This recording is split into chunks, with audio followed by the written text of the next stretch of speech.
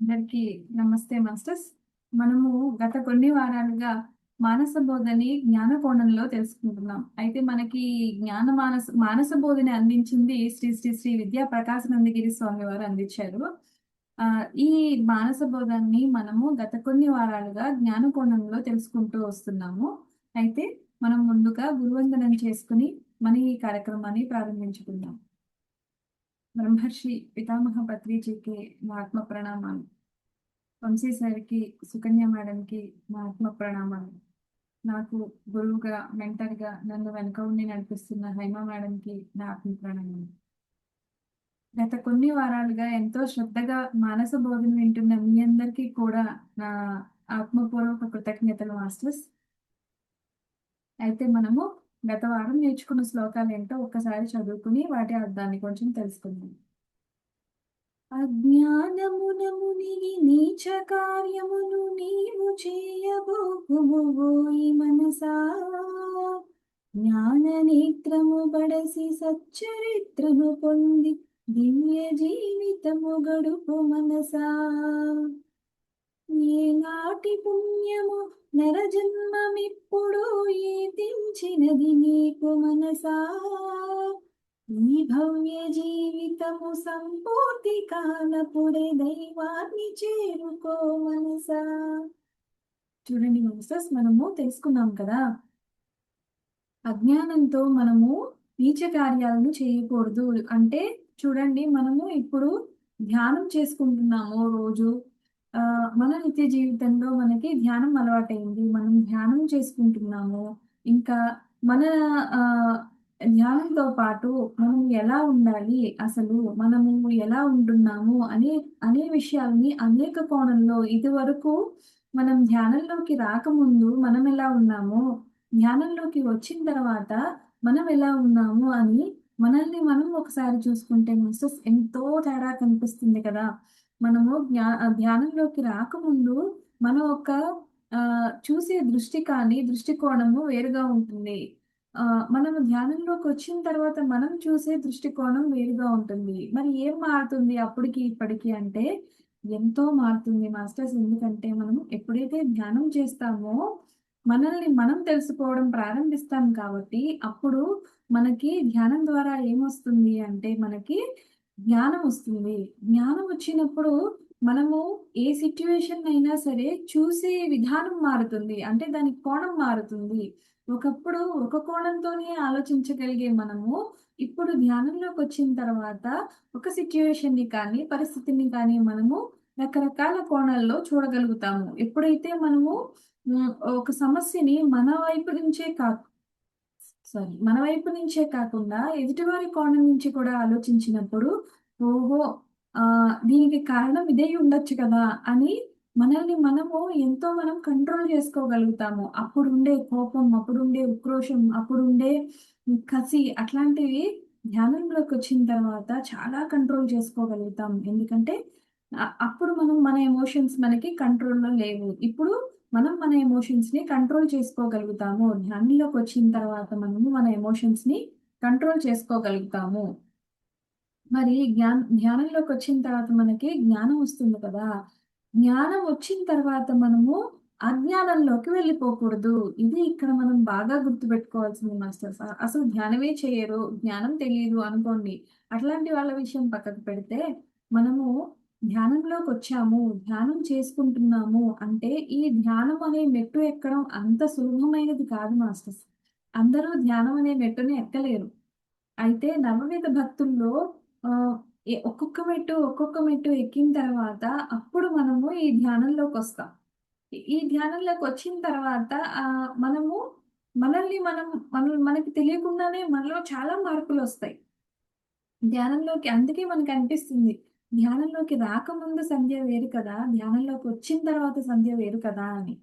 ఎవరికైనా ఇది ఖచ్చితంగా, ఈ మార్పులు ఖచ్చితంగా కనిపిస్తాయి మాస్టర్స్.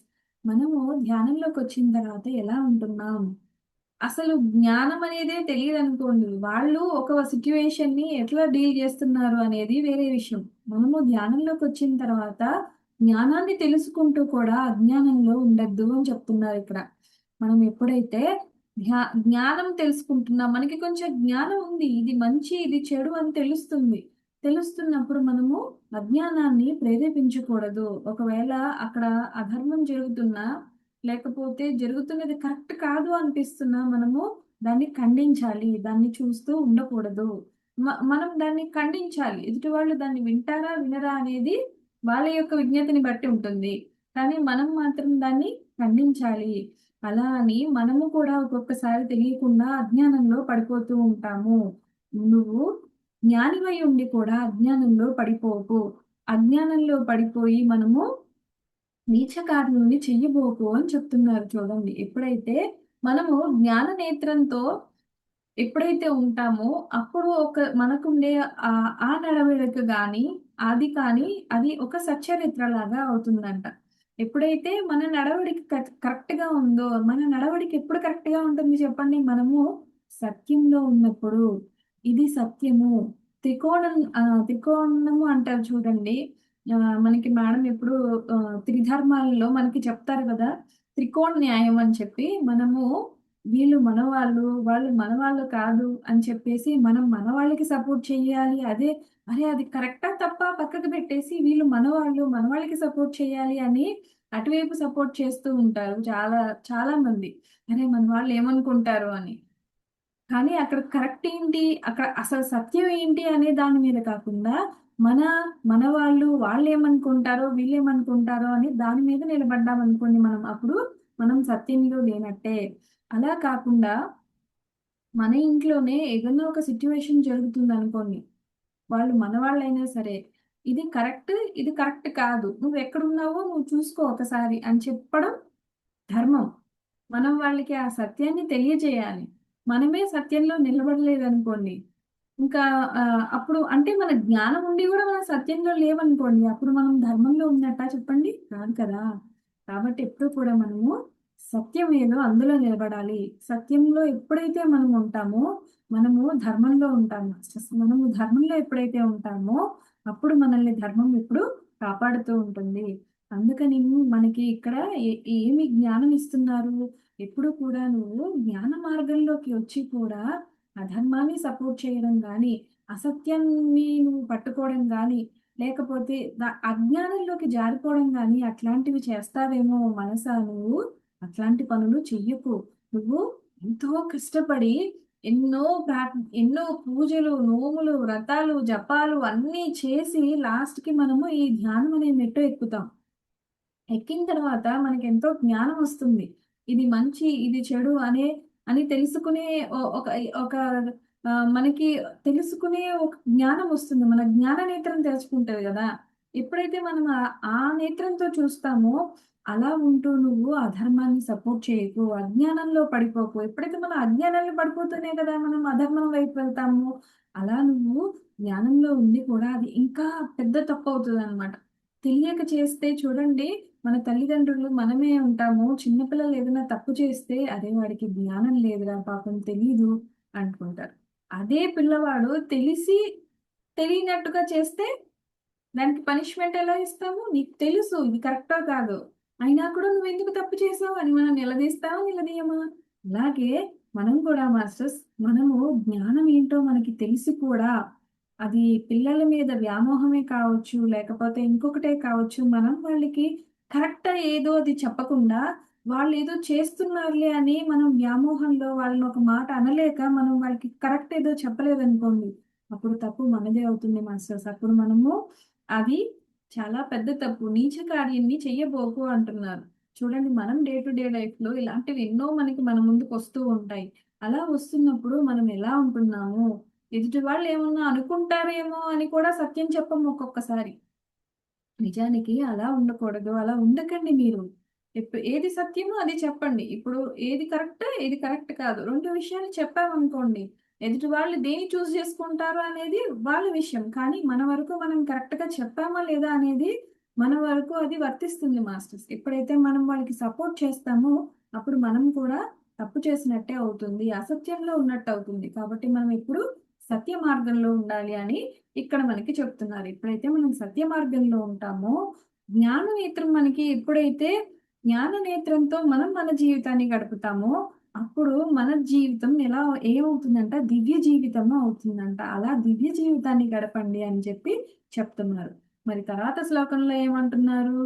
ఈనాటి పుణ్యము నరజన్మమిప్పుడు ఈతించినది నీకు మనసా, ఈ భవ్య జీవితము సంపూర్తి కానప్పుడే దైవాన్ని చేరుకో మనసా. ఎన్ని జన్మల పుణ్యమో కదా. నిజమే కదా, చూడండి ఇన్ని ఉన్నాయి మనకి. మన చుట్టూ ఉన్న ఈ ప్రపంచాన్ని, ఈ నేచర్ ని చూస్తేనే మనకు అర్థమవుతుంది. కొన్ని కొన్ని రాళ్ళు, మనము జలచరాల దగ్గర నుంచి కొన్ని వృక్షజాలాల దగ్గర నుంచి కొన్ని కొన్ని వందల సంవత్సరాలు రాళ్ళుగా ఉండి ఆ తర్వాత జలచరాల్లో తర్వాత వృక్షజాలంలోకి వచ్చి తర్వాత జలచరాల్లోకి వచ్చి తర్వాత ఈ ఈ భూమి మీద జంతు ప్రపంచంలోకి వచ్చి ఆ తర్వాత మనం ఎన్నో జన్మలు ఎత్తి మనిషి జీవితాన్ని మనము తీసుకున్నాం మాస్టర్స్. ఈ నరజన్మ అనేది మనకి ఊరికనే రాలేదు.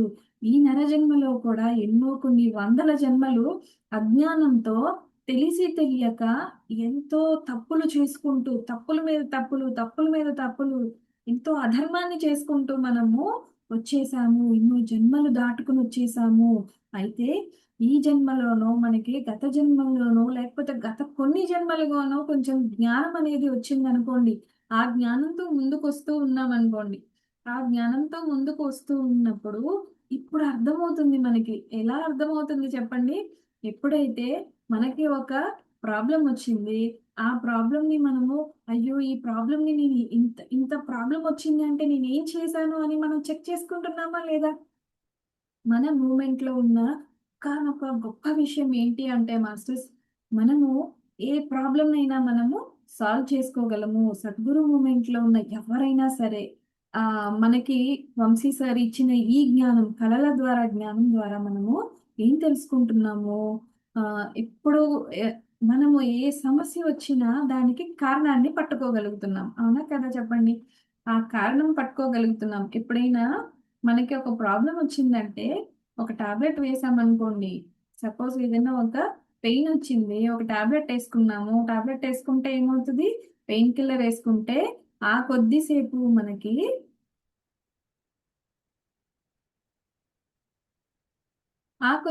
మనకి రిలీఫ్ వస్తుంది. రిలీఫ్ వచ్చిన తర్వాత ఆ పెయిన్ మళ్ళీ స్టార్ట్ అయిపోతుంది. ఎప్పుడైతే మనము ఒక ప్రాబ్లం కి రూట్ కాజ్ అంటే దాని అసలు ప్రాబ్లము ఎక్కడ స్టార్ట్ అయ్యింది అనేది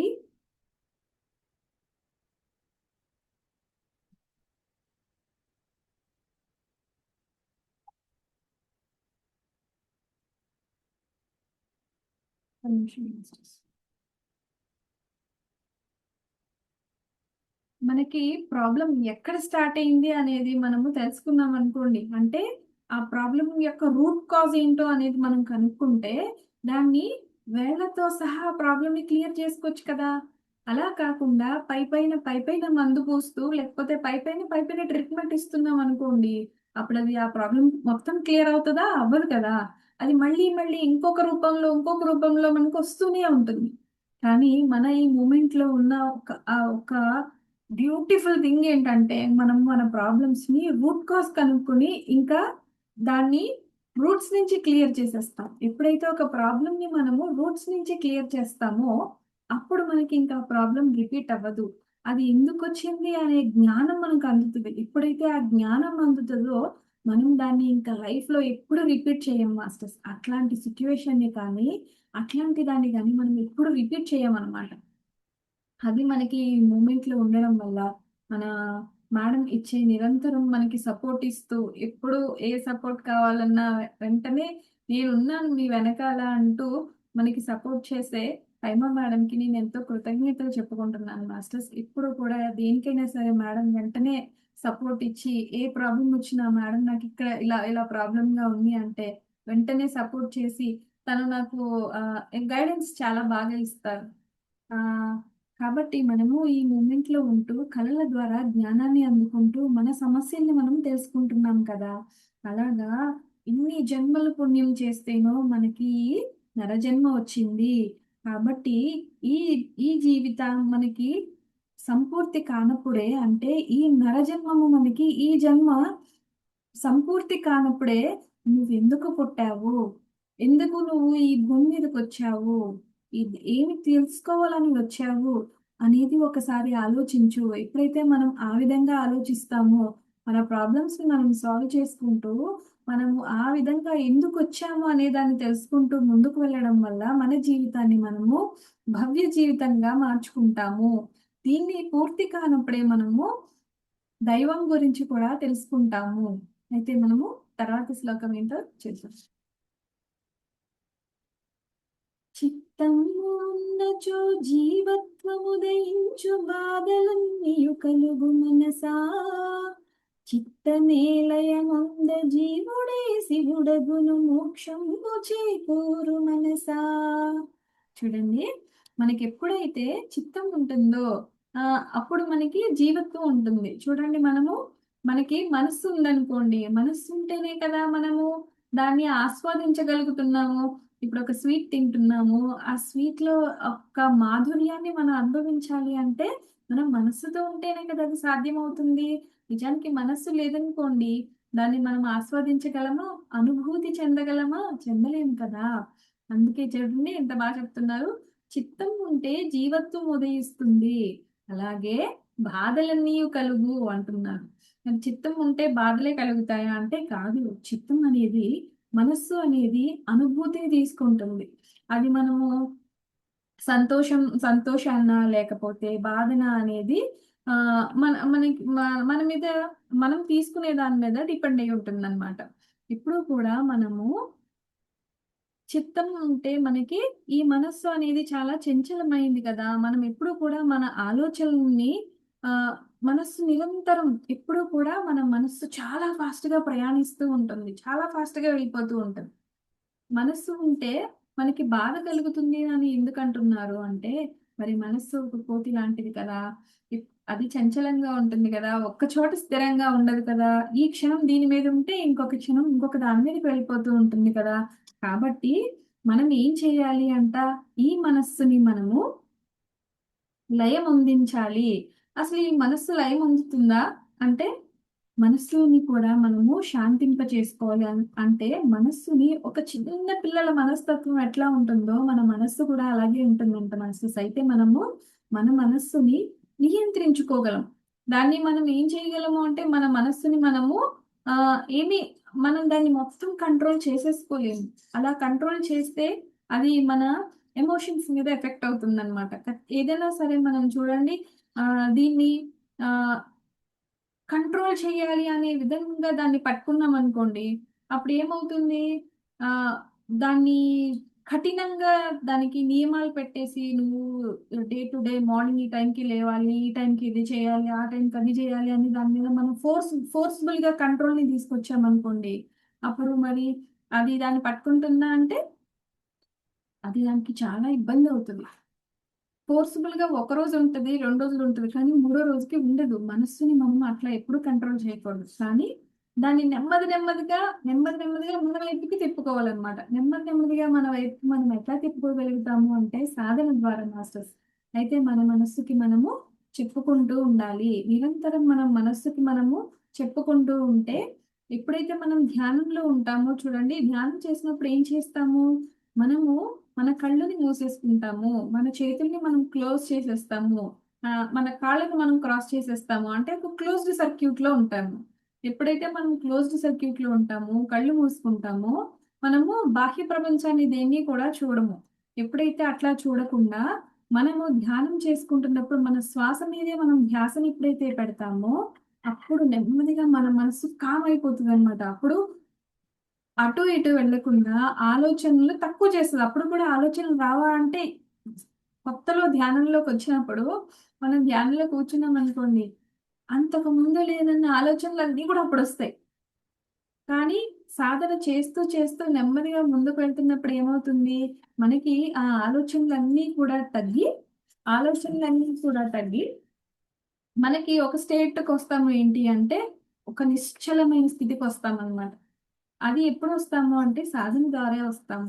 అలా నిశ్చలమైన స్థితికి రావడాన్ని ఇక్కడ ఏమంటున్నారు, చిత్తము లయం ఉందా అని చెప్తున్నారు. మన చిత్తం లయం ఉండితే మన జీవుడు శివుడు అవుతాడంట. అంటే మనలో ఉన్న ఈ జీవుడే భగవంతుడు అని మనము తెలుసుకోగలుగుతాము.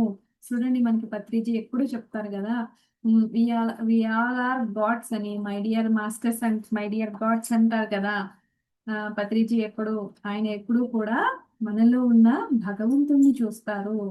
మనలో ఉన్న భగవంతుణ్ణి మనం చేరుకోవడానికి మనం ఎలా ఉంటే భగవంతుణ్ణి చేరుకుంటామో ఆ విధంగా మనల్ని సరి చేస్తూ ఉంటారు.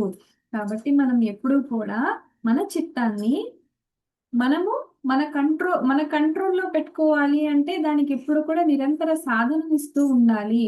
నిరంతర సాధనలో ఈ రోజు ఒక గంట ధ్యానంలో కూర్చోవడం దానికి చాలా కష్టం అనుకోండి.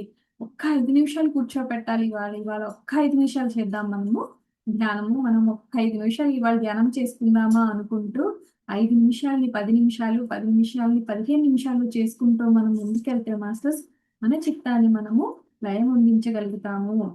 అలా కాకుండా మనము ఫోర్స్ఫుల్ గా దాన్ని కంట్రోల్ చేయాలని చూస్తే అది చాలా మనకి తర్వాత చాలా ప్రాబ్లం అవుతుంది. అప్పటికి ఫోర్స్ఫుల్ గా ఏదైనా చూడండి, మనం ఫోర్స్ఫుల్ గా నొక్కి పెట్టామనుకోండి అండ్ అప్పటికి అడుగుతుంది. కానీ ఎప్పుడైతే మనకు ఒక సిచ్యువేషన్ వస్తుందో ఒక్కటేసారి ఓపెన్ అప్ అయిపోతే ఆ స్ట్రెస్ ని మనం తీసుకోలేము. కాబట్టి ఎప్పుడు కూడా మన మనస్సుని బలవంతం చేయకూడదు. బతిమాలి బుజ్జగించాలి కానీ బలవంతం చేయకూడదు. అయితే తర్వాత శ్లోకం ఏంటో చూద్దాం.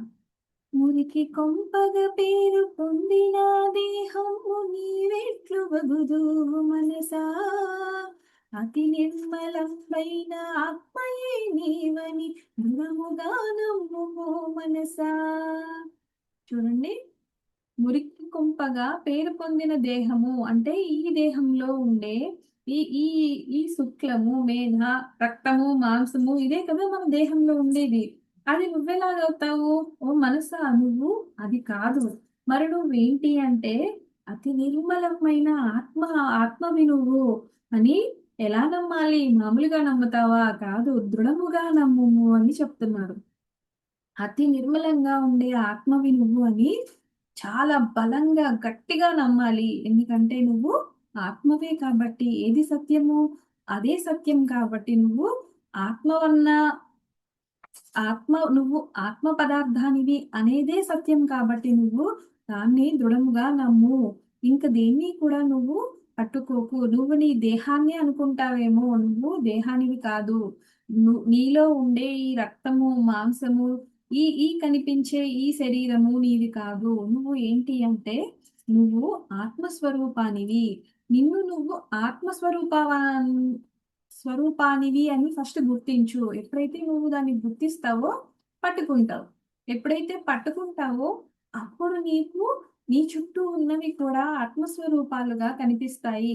ఫస్ట్ మనల్ని మనమే ఆత్మస్వరూపాలుగా అని నమ్మలేదనుకోండి, అప్పుడు మనకి ఎదుటి వాళ్ళు ఆత్మస్వరూపులుగా కనిపిస్తారా? కనిపించరు కదా. అప్పుడు మనం ఎలా ఉంటాం? దేహస్థితిలో ఉండే మనము ఎదుటి వాళ్ళని ఆత్మస్థితిలో చూడగలమా? చూడలేం కదా. అది చెప్తున్నారు మాస్టర్స్ ఇక్కడ. నువ్వు దేహానివి కాదు, నువ్వు ఆత్మస్వరూపానివి అని దృఢముగా నమ్ము అని చెప్తున్నారు. అయితే ఈ వారం శ్లోకాలు ఏంటో తెలుసుకుందాం. సంసార విషయాలు సేవించి సేవించి విసుగెత్తదే నీకు మనసా, ఆత్మానుభూతియము అపురూపకాయము సాధించుమో ఈ మనసా. మరణించు సమయాన బంధువులెవ్వరూ వెంబడించరు ఈ మనసా, నీవు చేసిన కర్మ నీ వెంట వచ్చునని బాగుగా తెలుసుకో మనసా. చూడండి మాస్టర్స్, ఈ వారం మనం నేర్చుకునే ఈ 2 శ్లోకాల్లో చాలా లోతైన అర్థం ఉంది మాస్టర్స్. మనం అదేంటో జ్ఞాన కోణంలో జాగ్రత్తగా కనుక్కుందాం. ఓకేనా?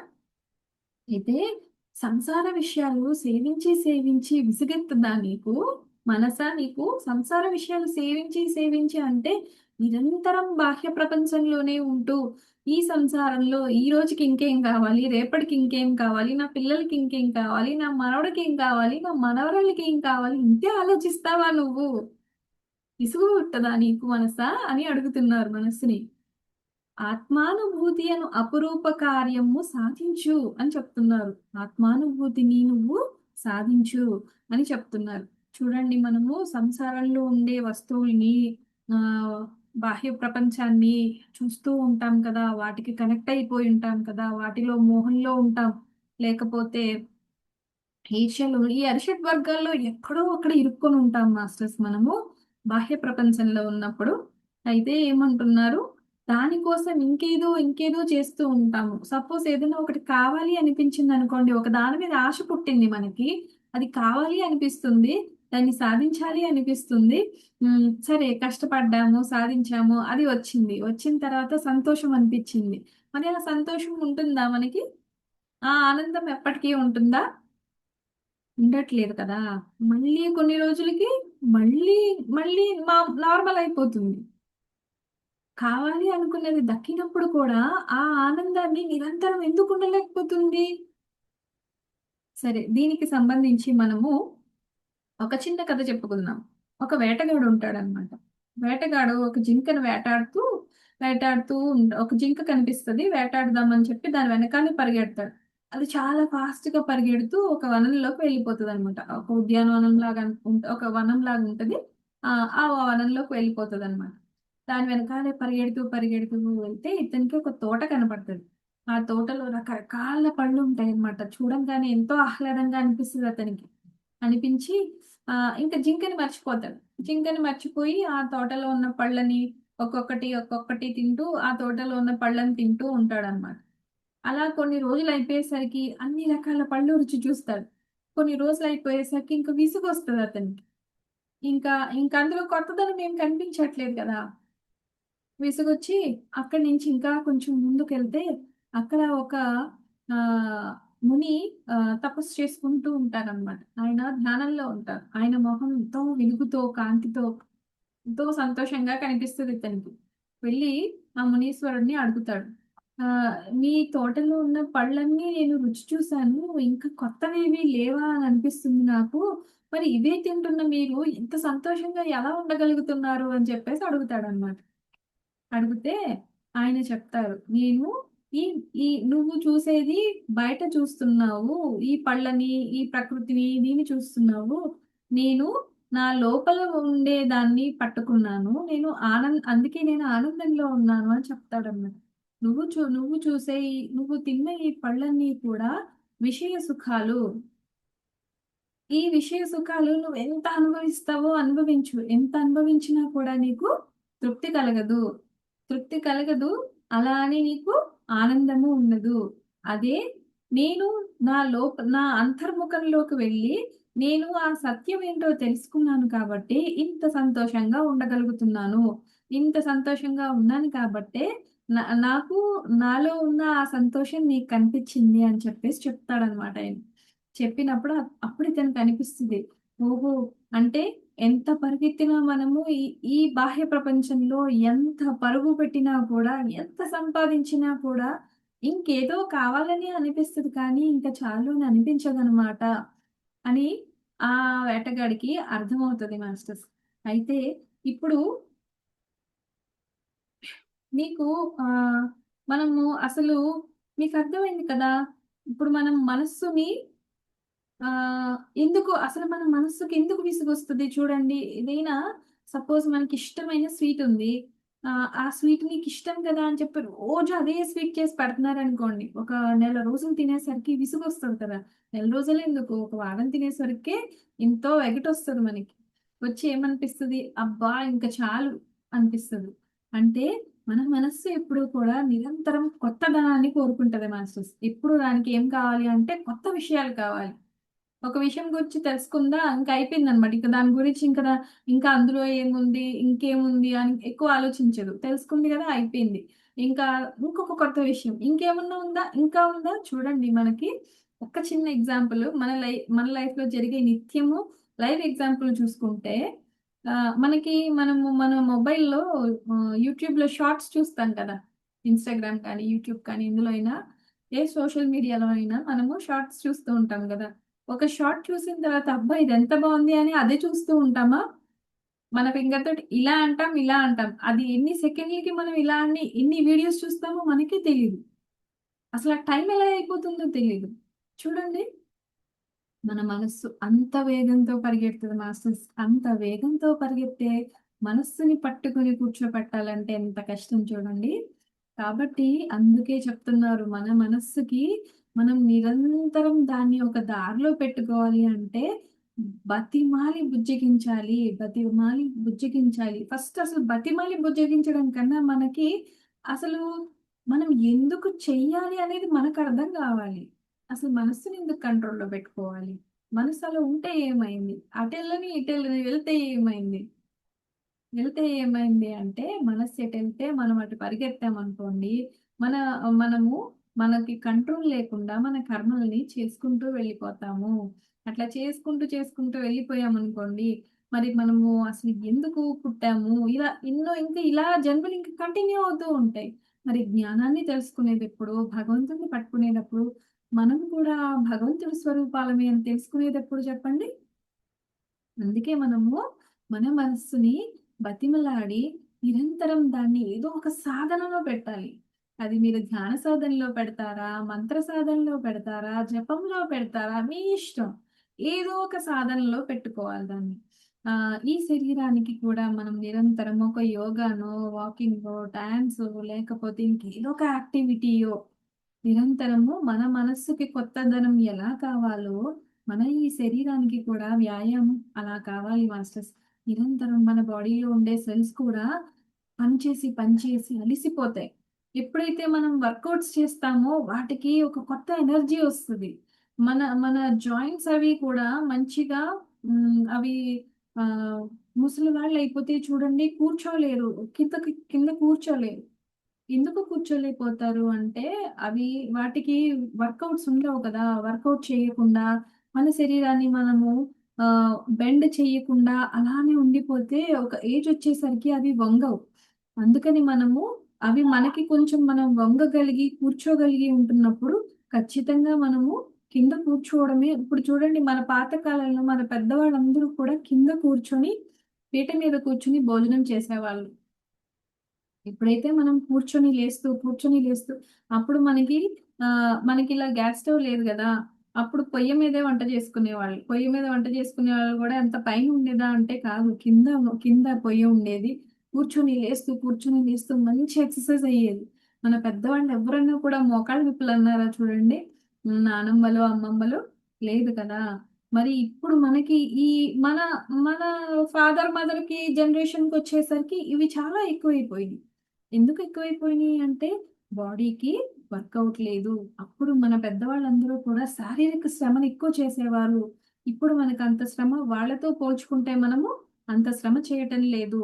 మన శరీరానికి శ్రమ లేదు కాబట్టి మనం దానికి శ్రమని ఇస్తూ ఉండాలి. ఎక్కువ ఎక్కువ శ్రమని ఇస్తూ ఉంటే అది ఫ్లెక్సిబుల్ గా అవుతూ ఉంటది. కాబట్టి మన మనస్సుకేమో ఏదో ఒక ఏదో ఒక సాధనని ఇవ్వాలి శరీరానికి. అది యోగా అవ్వచ్చు, ప్రాణాయామం అవ్వచ్చు, లేకపోతే మీరు జుంబా డాన్స్ అవ్వచ్చు. ఏదైనా ఒక యాక్టివిటీ కంపల్సరీగా ఇవ్వాలి. ఎప్పుడైతే మనము మన మనస్సును ఒక సాధనలో పెడతామో అప్పుడు దానికి ఏమవుతుంది అంటే అప్పుడు కూడా మరి మనసుకి విసుగు రాదా అంటే వస్తది. మనసు ఎప్పుడు చంచలంగా ఉంటది కదా. చంచలంగా ఉన్నప్పుడు మనసుకి ఏమొస్తది? విసుగొస్తదనమాట. అసలు విసుగెందుకు వస్తది అంటే, మనసుకి ఇప్పుడు కొత్త విషయాలు కావాలి. కొత్తగా నేర్చుకోవాలి. కాబట్టి, ఆ కొత్తదనం కోసం ఎదురు చూస్తూ ఉంటే ఒక విషయాన్ని ఆల్రెడీ తెలుసుకున్న తర్వాత ఇంకా దానిలో ఉండడానికి ఇష్టపడదనమాట. ఇష్టపడదు కాబట్టి అది తృప్తి పడదు తొందరగా.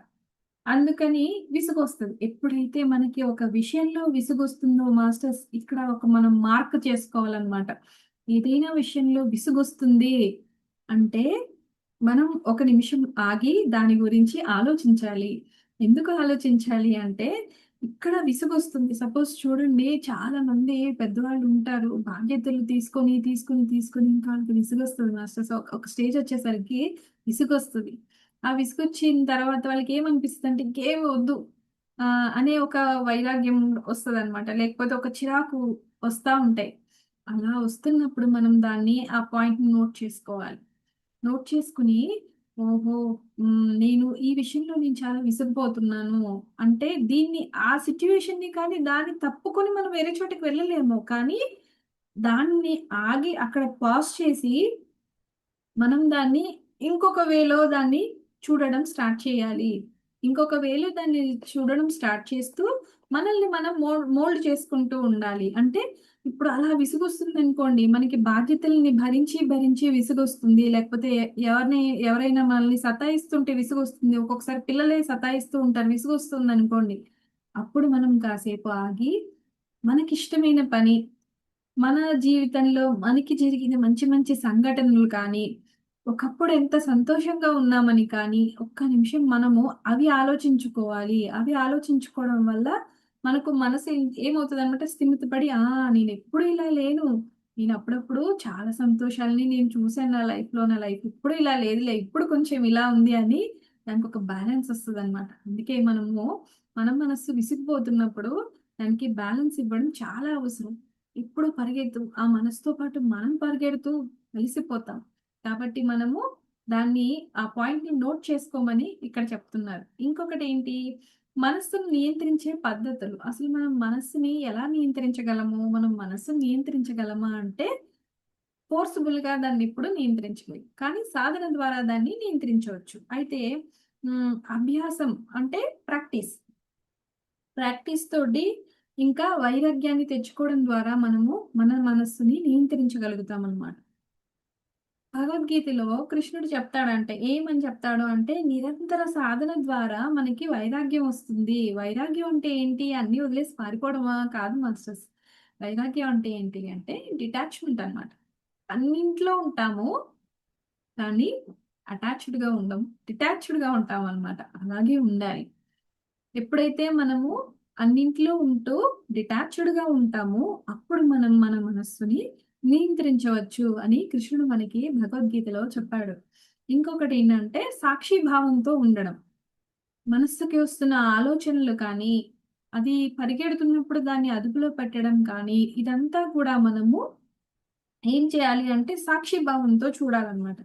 ఎప్పుడైతే మనం సాక్షి భావంతో ఉంటామో, అప్పుడు మన ఆలోచనల వేగం అనేది చాలా వరకు తగ్గుతది. ఎప్పుడైతే మనకి ఆలోచనలు తగ్గుతాయో, మనస్సు నిర్మలంగా అవుతది. అప్పుడు మనకి ఈ మనస్సు నియంత్రణలో ఉంటదన్నమాట. ఇంకొకటి ఏంటి అంటే ప్రత్యాహారం. ప్రత్యాహారంలో ఏం చెప్తారంటే, ఇంద్రియాలని బయటి విషయాల మీదకి మన మనస్సుని అంటే వెళ్ళకుండా వాటిని మనం కంట్రోల్ చేయడం అన్నమాట. సపోజ్ ఇప్పుడు నేనే ఉన్నాను. నాకిప్పటికిప్పుడు నాకొక డైమండ్ నెక్లెస్ కావాలి. ఎవరిదో చూసాను. చాలా బాగా నచ్చేసింది. కావాలి అని అనిపించిందనుకోండి. మనసు ఊరికే ఉంటదా? ఇలా చేస్తే కొనుక్కోవచ్చేమో, అలా చేస్తే కొనుక్కోవచ్చేమో, లేకపోతే ఈ ప్లాన్ చేస్తే కొనుక్కోవచ్చేమో, ఈ ఇన్వెస్ట్‌మెంట్ చేస్తే కొనుక్కోవచ్చేమో అని ఎన్ని విధాలుగా ఆలోచిస్తది చూడండి. అప్పుడు నన్ను నేను కంట్రోల్ చేసుకోవడానికి ఏం చేయాలి అంటే, ఇప్పుడు ఓకే. ఎంతో ఖర్చు పెట్టి, లేకపోతే ఇన్‌స్టాల్‌మెంట్‌లోనో, లేకపోతే ఏ విధంగానో ఒక ఈఎంఐకో వీళ్ళో దేనికో విధంగా కొనుక్కుంటాను. కొన్న తర్వాత ఏం చేస్తావు? ఎప్పుడైనా ఫంక్షన్స్‌కి వేసుకుంటావు. లేకపోతే కొత్తదనంలో కాసేపు ఇంట్లో పెట్టుకొని మురిసిపోతావు. ఆ తర్వాత ఏం చేస్తావు దాన్ని? తీసుకెళ్ళి ఇంట్లో ఉంటే కష్టమని మళ్ళీ బ్యాంక్ లాకర్‌లో పెడతావు కదా! ఇంత కష్టపడి బ్యాంక్ లాకర్‌లో పెట్టి ఈఎంఐలు కట్టుకోవడం అవసరమా సంధ్య అని చెప్పుకోవాలనమాట. ఎప్పుడైతే మనం అలా చెప్పుకుంటామో, అప్పుడది ఆ విధంగా ఆలోచించడం స్టార్ట్ చేస్తది.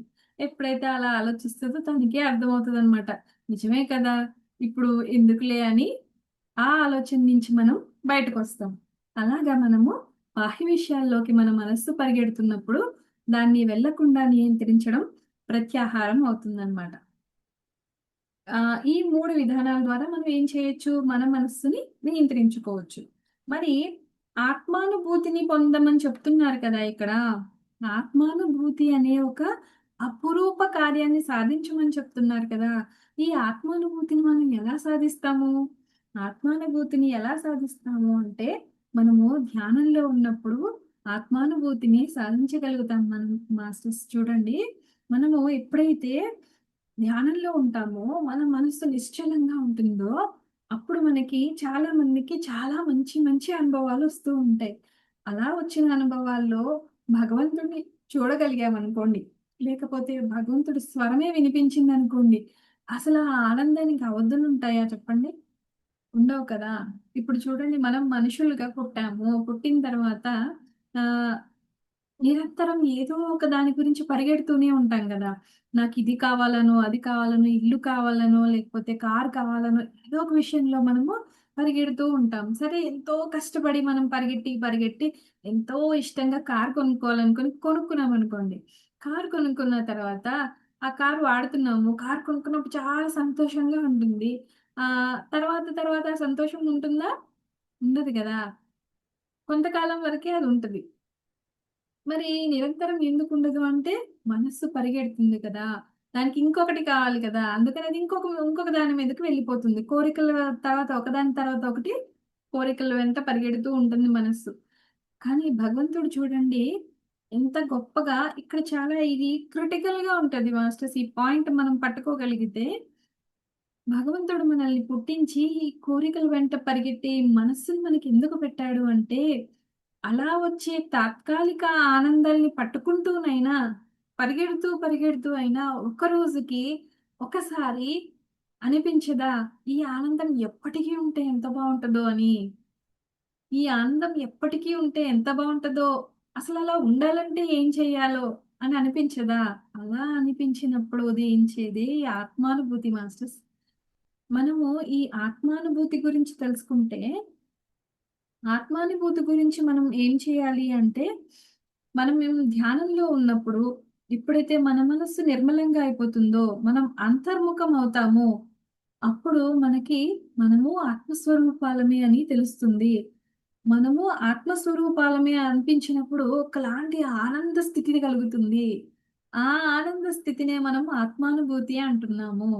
ఆ ఆనంద స్థితి మరి నిరంతరం ఉంటుంది. నిరంతరం ఉంటే ఎంత బావుండునో అనిపిస్తది. ఆ ఆ మొమెంట్ మనకి ఒక ధ్యాన అనుభవం కావచ్చు. లేకపోతే మనకి భగవంతుడి నామస్మరణలో తన్మయత్వంలో మనకొచ్చే ఇది కావచ్చు. అది ఇప్పటికీ ఉంటే ఎంత బావుండో అనిపిస్తుంది.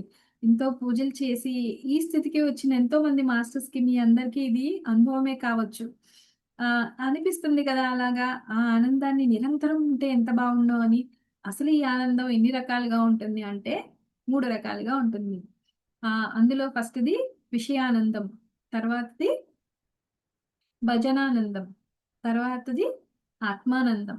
విషయానందం ఏంటి? ఇప్పుడు చెప్పుకున్నాం గదా! బాహ్య ప్రపంచంలో మనం పరిగెడుతూ, పరిగెడుతూ నాకు స్కూల్ ఫస్ట్ రావాలి, నాకిందులో సీట్ రావాలి, లేకపోతే నేను సీఏ కావాలి, లేకపోతే నేను ఇంజినీర్ కావాలి, లేకపోతే ఇంకొకటి నేను రోబోటిక్స్‌లో ఇది చేయాలి, అది చేయాలి ఎంతో పెట్టుకొని ఎయిమ్స్ పెట్టుకొని పరిగెడతాం గదా! అట్లా పట్టుకొని పరిగెడుతూ సాధించిన వాటిని ఆనందం. అలా వచ్చే ఆనందం మనకి విషయానందం. తర్వాత భజనానందం ఏంటి చెప్పండి? భజనానందం అంటే ఏంటి అంటే, భక్తి మార్గంలో మనము భగవంతుడితో అనుసంధానమైనప్పుడు మనకొచ్చే ఆనందాన్ని భజనానందం అంటారు.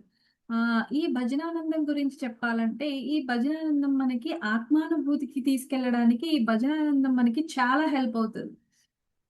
మనం చూడండి, ఎప్పుడైతే మనము భగవంతునితో అనుసంధానం అవుతామో, అప్పుడు మనకి చాలా సంతోషమేస్తది.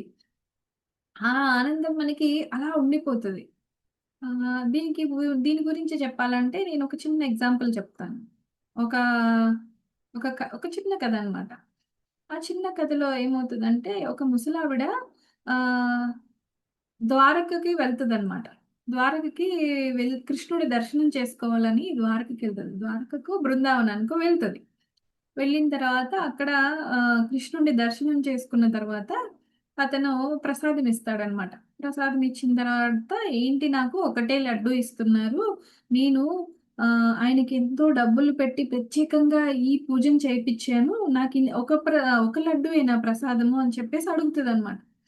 అయితే అమ్మ మీరు ఎంత టికెట్ పెట్టి కొనుక్కొనొచ్చినా కూడా ప్రసాదం ఒక లడ్డూనే. అందరికీ ప్రసాదం రావాలి కాబట్టి ఒకటే అని చెప్పేసి ఆవిడక్కడ ఎంత ఆర్గ్యూ చేసినా అతను పూజారి వినకుండా ఒకటే లడ్డు ఇచ్చి పంపిస్తాడనమాట. ఇంకా ఆమెకి చాలా కోపమొస్తది. భగవంతుడి దగ్గరకొచ్చి నేనింత టికెట్ పెట్టి కొనుక్కొనిచ్చినా కూడా నాకు ప్రసాదం ఒకటే లడ్డు ఇస్తారా?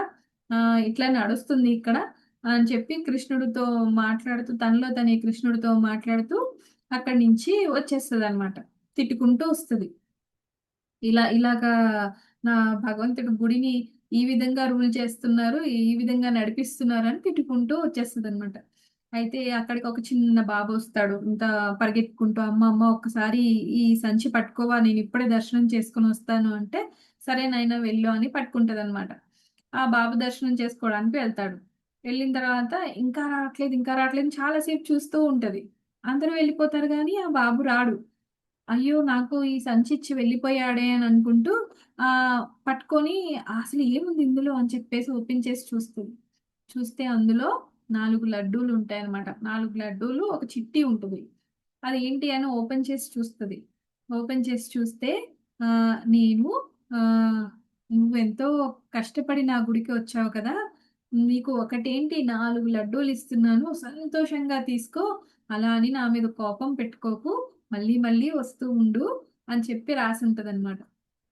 ఇంకా అసలు తనకి ఎంత ఆనందం కలుగుతది చెప్పండి? నిజంగా వచ్చింది భగవంతుడే. భగవంతుడు ఆ రూపంలో వచ్చి తనకి ఆ 4 లడ్డూల్ని ఇచ్చి, ఆ అనుభవం పొందిన ఆ వ్యక్తి ఎంత ఆనందాన్ని తీసుకుంటది చెప్పండి. ఆ ఆనందాన్ని మనము ఆహ్, మాటల్లో చెప్పలేం కదా! అట్లాగా భజనానందం ఏం చేస్తదంటే, మనం భగవంతుడితో అనుసంధానం అయ్యేలాగా చేస్తుందనమాట. అలా వచ్చే ఆనందాన్ని మనము భజనానందం అంటాము.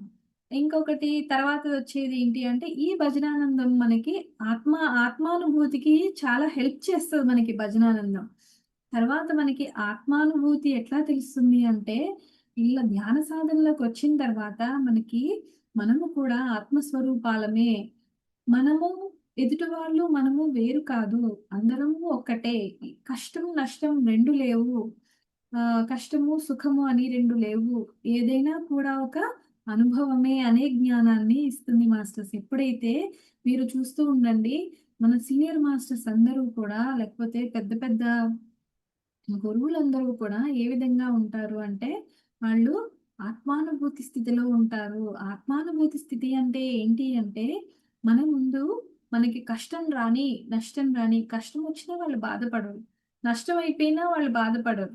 అట్లా అని సంతోషం వచ్చేసినా ఏమీ ఎక్కువ సంతోషపడిపోరు. వాళ్ళకి కష్టం ఎంతో, ఆ సంతోషం గూడా అంతే. దీన్ని ఎక్కువగా చూడరు, దాన్ని తక్కువగాను చూడరనమాట. అట్లాగా ఏదైనా కూడా ఒక బ్యాలెన్స్‌డ్‌గా చూస్తారు. దేనినైనా కూడా సాక్షిగా చూస్తారు. ఎప్పుడైతే మనకి ఆ స్థితిలో ఉండగలగడం వస్తుందో దాన్ని ఆత్మానుభూతి స్థితి అంటారనమాట మాస్టర్స్. ఈ ఆత్మానుభూతి స్థితిని మనము ఇదొక రేర్ టాస్క్ అంటారంట దీన్ని. చాలా రేర్‌గా ఈ శరీరంలో మనము ఎందుకొచ్చాము? ఎందుకుండాలి? ఏం తెలుసుకోవాలి దీని ద్వారా? అనుకునే వాళ్ళు దీన్ని సాధించాలని ఈ ఆత్మానుభూతికి వాళ్ళు ట్రై చేస్తూ ఉంటారంట. కాబట్టి అప్పుడు మనకి ఆత్మానుభూతి అనేది వస్తుంది. ఈ ఆత్మానుభూతి అనేది ఏం చెప్తున్నారు? ఒక అపురూప కార్యమని చెప్తున్నారు. అయితే తర్వాత శ్లోకం ఏంటో తెలుసుకుందాం. మరణించు సమయాన బంధువులెవ్వరూ వెంబడించరోయి మనసా. నీవు చేసిన కర్మయే నీ వెంట వచ్చునని బాగుగా తెలుసుకో మనసా. అయితే మనం మరణించే సమయంలో మనతో పాటు ఎవరైనా వస్తారా? ఎవరైనా ఎవరైనా వస్తారా అంటే ఎవ్వరు రారు మాస్టర్స్. ఎవ్వరు వచ్చినా కూడా శ్మశానం వరకే వచ్చి వెళ్ళిపోతారు. అక్కడి నుంచి మన ప్రయాణం ఒంటరి ప్రయాణమే. అక్కడి నుంచి ఏమవుతుందో, ఏం చూస్తామో మనమే చూస్తాము. మనతో పాటు ఇంకెవ్వరూ చూడరు. అక్కడి నుంచి మన ప్రయాణం ఒంటరి ప్రయాణం. ఈ లోకంలోకొచ్చినప్పుడు కూడా మన ప్రయాణం, ఈ లోకంలోకొచ్చేదాకా కూడా మన ప్రయాణం ఒంటరి ప్రయాణమే. కాబట్టి ఎవరో వస్తారు అని ఈ ప్రాపంచికంలో ఉంటున్న నువ్వు వీళ్ళ కోసం కష్టపడుతూ, వాళ్ళ కోసం కష్టపడుతూ, వాళ్ళందరూ నా వాళ్ళు, నా వాళ్ళ కోసం నేను ఇది చెయ్యాలి, అది చేయాలి అనుకుంటున్నావేమో, నువ్వు చనిపోయే సమయానికి నీతో పాటు ఎవ్వరూ రారు. కాబట్టి నువ్వు ఇప్పుడు ఏం చేస్తావో అదే నీతో వస్తుంది అని గుర్తుపెట్టుకో మనసా అని చెప్తున్నారు. దీనికి సంబంధించి మనం ఒక చిన్న కథ చెప్పుకుందాం మాస్టర్స్. ఒక ఊళ్ళో ఒక ధనవంతుడు ఉంటాడనమాట. ఆ ధనవంతుడికి నలుగురు భార్యలుంటారు. నలుగురు భార్యల్లో అతనికి నాలుగవ భార్య అంటే చాలా ఇష్టమనమాట. చాలా ప్రేమగా చూసుకునేవాడు ఆమెని. ఆమెకేం కావాలంటే అవి. ఆమె చీరలు కావాలంటే చీరలు, నగలు కావాలంటే నగలు కొనిచ్చేవాడు. మూడవ భార్యకి కూడా తనంటే ఇష్టము. మూడవ భార్య అంటే కూడా తనకి ఇష్టము. అందరికి తనని ప్రత్యేకంగా పరిచయం చేసేవాడనమాట మూడవ భార్య. ఇక రెండవ భార్యకి తనంటే ఇష్టం ఉండేది. కొంచెం తెలివైందనమాట రెండవ భార్య. ఎప్పుడైనా తనకి కష్టం అనిపించినప్పుడు, మనసు బాధ అనిపించినప్పుడు, లేకపోతే ఇది పంచుకోవాలి అనిపించినప్పుడు రెండవ భార్య దగ్గరికెళ్ళి పంచుకునేవాడంట. నాలుగవ భార్య నాలుగవ భార్యకి అంటే తను ఎంతో లోపల నుంచి తన హార్ట్‌ఫుల్‌గా నాలుగవ భార్య అంటే చాలా ఇష్టం ఉండేది ఇతనికి. కానీ భౌతికంగా అతను ఎప్పుడూ పట్టించుకునేవాడు కాదు ఆమెని. ఆమె కూడా ఎంతో నిష్కామంగా అతన్ని ఇష్టపడుతూ ఉండేది. కానీ అతను ఎప్పుడు పట్టించుకునేవాడు కాదంట. ఫిజికల్‌గా ఆమెను ఎప్పుడూ అంత కేర్ చేయడం గానీ, పట్టించుకోవడం గానీ చేసేవాడు కాదు. ఒకరోజు ఏమవుతది, అతని హెల్త్ బాగా పాడైపోతదనమాట. ఆరోగ్యం బాగా దెబ్బతిని ఇంక అతను చనిపోతాడు అని అతనికి తెలుస్తది. చనిపోతాను అని తెలిసినప్పుడు నలుగురు భార్యలని పిలిచి నాతో పాటు ఎవరైనా వస్తారా అని అడుగుతాడనమాట. ముందు నాలుగవ భార్యని అడుగుతాడు. "నువ్వు నాతో వస్తావా?" అంటే, "అమ్మమ్మో! నేనస్సలు రాను. నీతో రావడం అసలు నేను రాను. నాకసలు కుదరదు" అని చెప్తదనమాట. చూడండి, తన లైఫ్ టైమ్‌లో తనే తనే ఎంతో ఇష్టపడి అన్నీ కొనిస్తాడామెకి. ఆమె రానని చెప్పింది. సరే మూడో భార్యని అడుగుతాడు. "నువ్వు నాతో వస్తావా?" అని. మూడో భార్య అంటది, "నాకిక్కడ ఎంతో బావుంది. ఇక్కడున్న నేను ఎంతో బావున్నాను.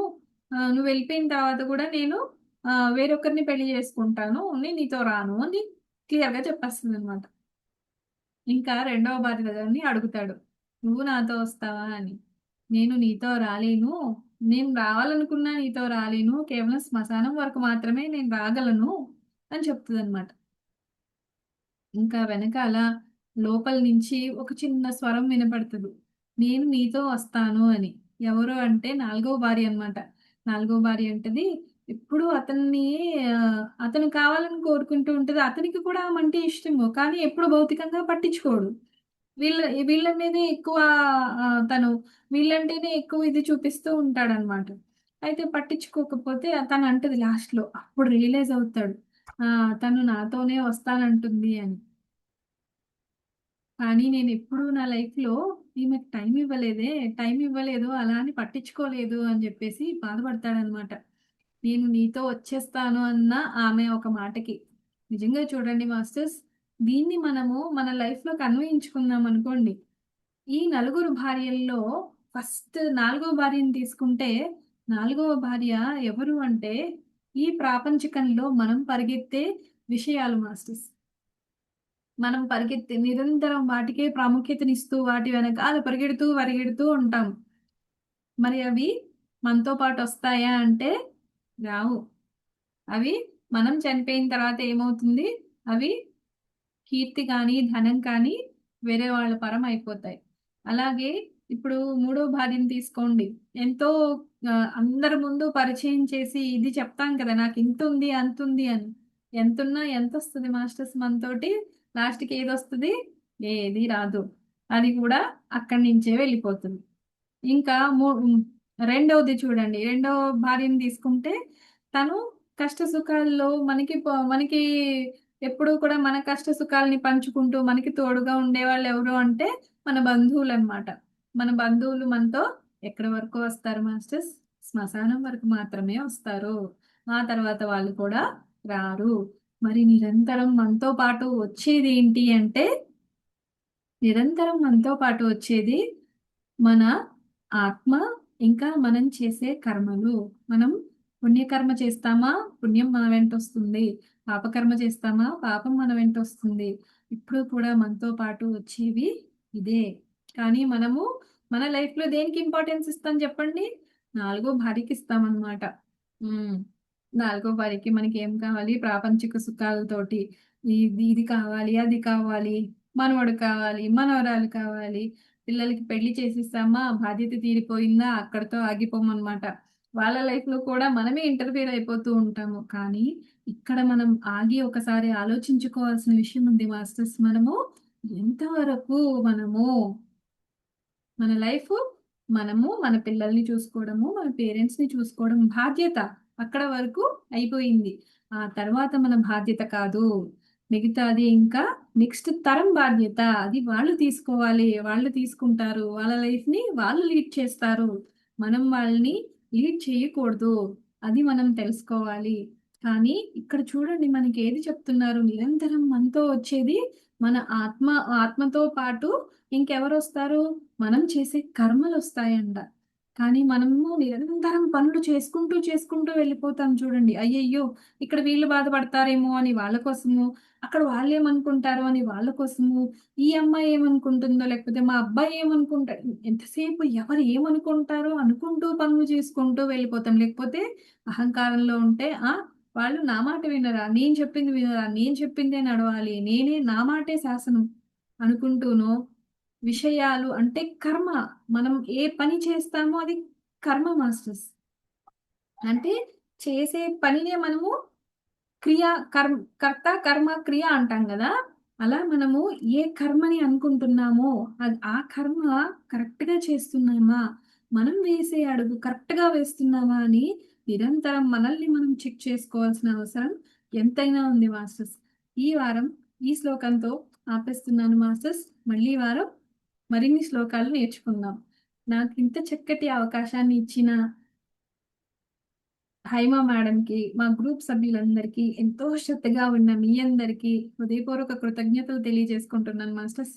Thank you so much.